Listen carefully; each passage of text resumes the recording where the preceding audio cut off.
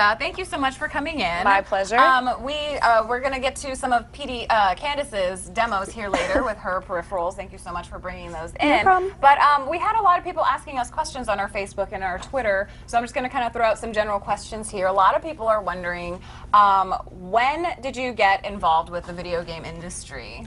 The industry itself, I would say, for what I do now, 5 years ago, I actually was working at, before I kind of moved out to California and started doing the stuff for IGN and writing and all that jazz, I was working at, what was it, GameStop for a while, just as I graduated up to key holder. And How long were you working at GameStop? I stayed there about half a year, I'd say. 2 years. High five. It's hard. It's really hard. It's not nice. Left because our GameStop was located right by a service ramp to downtown Detroit, and so we'd get a lot of. There was a lot of stealing or robberies right around that area. And this one day I walked out and I noticed that there was a car parked with all its lights on and they were just kind of watching me leave. And I was the person that would close up at night, so I'd have the bag of money that you'd have to deposit at the thing by myself. So I, was fine that night. And then I went to my parents the next day and I'm like, I think I'm just going to quit my job. Like I'm I'm feeling a vibe. I don't feel safe. I'm not going to go in. You gotta trust that instinct. Yeah, and I'm like, I went back twice and worked 2 more times and just called it quits and just didn't go back. And like a week later, they got robbed at gunpoint. So I'm like, Nice timing. pay attention to your instincts. Exactly. So, and I've heard lots of GameStops have been getting robbed lately. In well, fact, this was 5 years ago. Yeah, oh, yes, but, yes. And I think a big part of it was location, because people that would come to try and rob would be able to just make a quick getaway because the entrance ramp is right there to the freeway and they're gone once they hit that. That's so crazy. Yeah. That's so scary. Oh, to the plan. Yes. And so what did you Whole new meaning. And so you came out here 5 years ago, and then did you just stumble upon IGN? Well, so the way it kind of worked out, I mean, there's a little bit more to the story, but kind of a condensed version is the whole PSP lick picture kind of hit, and oddly enough, that was part of the GameStop situation because I had pre-ordered the PSP, had gotten it while I was working there because first dibs. I mean, I worked there. At the same time that came out and the picture had been taken, which was a joke, like everybody thinks that was like supposed to be this planned thing on my part, and it wasn't. What happened was I was also part-time modeling in Michigan, and like whatever, for extra cash. And during a break in one of the shoots, I had gotten the PSP that day, and I was like, check it out, da, da, da. And I took a bunch of goofy pictures. And they sent me one and said, hey, this one actually turned out kind of cool. And I'm like, yeah, sweet. So I sent that to a friend who did car product placement in video games.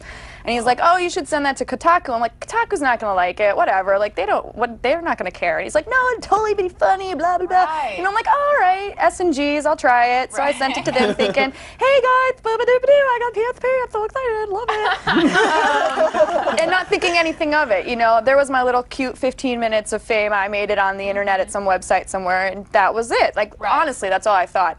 And then I came back a couple of weeks later to my computer, and it had blown up and became this kind of internet meme. And then from there, at the same time, E3 had just started. And so I snuck into E3 that year by taking the I guess this is becoming a long story. By taking the flyers, by taking our GameStop flyers, and then I scanned them and made fake business cards. And I sent the fake business cards in with a pay stub of mine and told them I was a sales representative. Nice. Oh and, my God. Big effort. Wow. Just for Chobot's lessons on how to sneak into E3. Yeah, so for all you kids out there. For all you kids out there, this is how you do it. You gotta have. They've gotten a little bit. Now I've that's why noticed they've everything's upped the black, ante. white, Yeah. and G's. They've gotten kind of Extremely strict. But I snuck in under before that happened, and while I was there, I ended up. This was kind of before the whole girl gaming thing kind of broke. Like, girls were becoming more popular in gaming, but it wasn't really the way it is now. And so I was one of maybe 5 chicks walking the show floor that were there that weren't like a booth babe or PR or something. And so I would get stopped by people for interviews because they're like, what the hell are you doing here? And so I'd start doing the interviews, and one of the interviews was G4 and one was with IGN, and then they both from there it kind of just got bigger and bigger and bigger. Over you.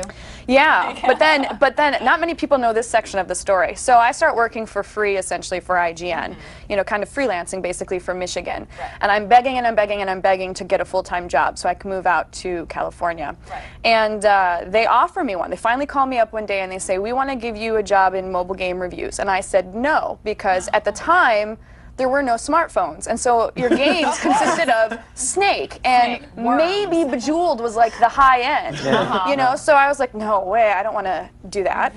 So I said no, and the minute I hung up the phone, I was like, oh shit, I'm an idiot. I should have just said yes, gotten my foot in the door, and then worked my way through the company. Of course, yeah. So I called back like 30 minutes later, trying not to look desperate, and I'm like, hey, you know, I've been giving it some more thought. I'd really like to do this, and they're like, nope. Oh, sorry, no. the position's filled. Like basically hung up on me, and I was just crushed for a week. Like I just pissed away my opportunity to do this, and you know, I was just really freaking out. I was just, you know, you were in that quarter-life crisis zone of your life where you graduate from college, you got nothing else going for you. I'm working at friggin' GameStop. I spent all this money on tuition, and it's doing nothing for me. Here's my opportunity, and I just fritter it away. And I'm like, I'm an idiot, and I deserve what I get. So then at the end of the week, though, somebody else called me from a different division, and it was the video division, and they basically said, we're looking for a host. Do you want to host? I'm like, yep, sounds great. Like, I'm out. I'll be out there in 2 seconds. You guys don't, like, so I just kind of picked up my shit and moved, and I never wanted to be on camera, and I was terrified to be on camera, and this was not what I wanted to do. I mean, now it is, now that I know. Of course. But it kind of just was a combination of, it just happened, but then also harassing a ton of people until I finally got a job. Right. So it was weird. It was like so cool. luck and skill at the same time. So what did you want to do if it wasn't? I wanted to be a reviewer. Oh, I actually wanted to be part of editorial and be a reviewer. In hindsight, I'm glad that didn't happen, not only because now I enjoy what I do, but also now that I know what goes on behind the scenes of the industry more with developers and producers and stuff, I like to give my opinion in the sense that as a consumer, I have an opinion as to whether or not I like your game, but I don't feel like I have the right to give your game a grade necessarily from a development or a production standpoint, because I haven't produced shit. Yeah. And I know that, and I know now that most of these people are my friends, that they give up on vacations, they give up on family events, they work their ass to their, ass to the bone, that's weird, fingers to the bone. Ass to the bone. That's a little better. But you know, they work really hard, and who am I to go in there and say, you know, that's one of the craziest things when you walk into a GameStop and you look at that wall of games and you think about the amount of man hours that go and money into and everything. And just the time that gets put into it, that so many games that don't even get picked up. Like, Yeah. Now that's not to say that that's just a free-for-all that you should develop or produce or put out a shitty game. Right. I'm just for myself, I just am glad that I ended up being put in a kind of a job position where I can have an opinion about games from a player standpoint, but I don't have to sit there and tell somebody that you guys didn't do it the way that I think it should be done. Of course, yeah. That's what I enjoy about it too, because you don't. It's not really based on any biasms or anything like that. It's like you don't want to trash a game and say extremely bad things about it because you do know how hard people work, but you know you do have to get that fair assessment and be like, to be quite honest, that didn't work, and I know I'm not the only one that felt that way. So fix that. How about that? Well, people need to stop making crappy games. That'll fix everything, right?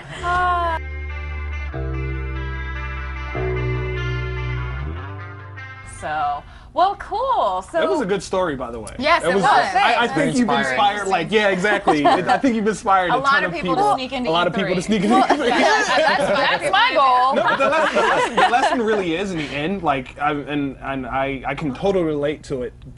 You want something, you have to go for it. You have to. You have to be like, look, in some way, you have to have some sort of psycho sense of entitlement to be willing to chase your dream down and wrestle it to the ground and put handcuffs on it. And okay, I agree. The thing too is that a lot of people kind of just assume, because things did change for me so quickly and at such a high rate, that I just kind of walked in and got things handed to me because I was a girl, or that I was a girl that was on camera, so they, pretty enough to do it, or whatever. They just thought it was like easy, and it wasn't that at all. It was actually a lot of, most of the problem also lied with myself. Like, I was very insecure about being on camera. I was very nervous. The video team itself was brand new, so they didn't necessarily know what they were doing, and we made a lot of mistakes. I was exceptionally fortunate getting hooked up with a video team that had just started so that I could grow with them. Because I'll tell you, if I had come out with that kind of, you know, and thank God it didn't happen, but if I had come out with that lack of experience out to Hollywood and was trying to like become an actress or some crap, I would have been, I mean, I would have gone home crying and broken a month. The good thing too is I was really passionate about the industry and games, and I've always loved it, and so that kind of also, I mean, there was plenty of times I wanted to quit because I was just like, I can't do this, I suck. So. But real knows real. Like that's a I mean, I don't know if a lot of people have heard that, but real knows real. Real knows real. Like if you're really passionate about something and you're really into something, other people who are real and passionate about that recognize that. They understand that you're not pandering. Well, and that's the thing too. Well, I kind of was in the beginning. I kind of was. I don't want to say pandering, but because of the lack of experience. And how young I was at the time, and because it was kind of my first time that I was ever out on my own, like I was living by myself, obviously in Michigan, but my parents lived in the same town. Like I'm out here by myself when I first moved here. It was very, you know, I was terrified to be sent home.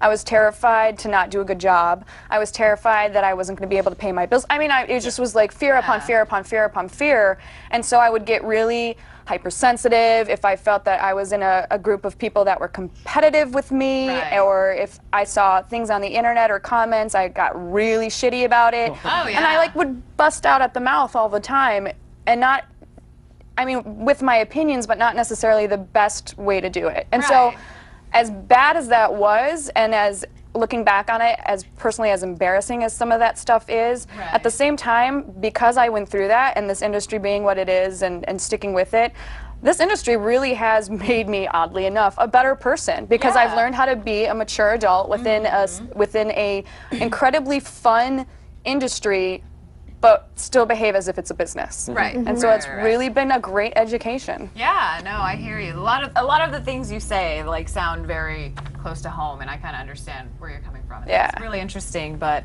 yeah, well, cool. Thanks for sharing that. My pleasure. Sorry for kind of dominating. No, that's good. You're our guest. You guys are our guests. I think it's important because you came in when there wasn't really a career path, and now there is. Because of what you've done and a bunch of other people, there's a lot of people who are trying to look at this as a career. So I think it's really helpful. I feel like you're one of the most recognizable female names in the industry. Well, thanks. So I personally think that. So yeah. Thank you. Oh, it's okay. We should hold hands. Okay.